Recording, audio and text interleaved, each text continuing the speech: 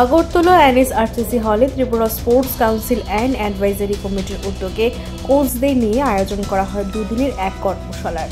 এই কর্মশালাতে উপস্থিত ছিলেন মন্ত্রী টিঙ্কু রায়, দীপা কর্মকার, সুকান্ত ঘোষ সহ আরও অন্যান্যরা। উদ্যোগে যে কোচিং সেন্টারগুলো রয়েছে আমাদের গোটা রাজ্যে, সমস্ত সেন্টারে যারা কোচরা রয়েছে তাদের প্রশিক্ষণ শিবির দুদিন চলবে। আজকে এটার শুভ উদ্বোধন হলো। আগামীকালকে পর্যন্ত এক্সপার্ট যারা রয়েছেন, আমাদের সিনিয়র কোচ যারা রয়েছেন, তারা তাদেরকে গাইড করবেন কী করে ট্রেনিং করানো, কী করে কোচিং সেন্টারগুলো পরিচালনা করা। ওই ডেডিকেটেড সেন্টারগুলো আরও যেন উন্নয়ন করা যায়, সেখানে যেন ভালো প্লেয়ার আরও বের করে আনা যায়, তার জন্যই আজকের এই প্রশিক্ষণ শিবিরের আয়োজন করা হয়েছে। কোন কোন ইয়া থাকবে আজকে এটা? এখানে আমাদের স্পেশাল যারা সিনিয়র কোচ যারা রয়েছেন তারা তাদেরকে ট্রেনিং করবে।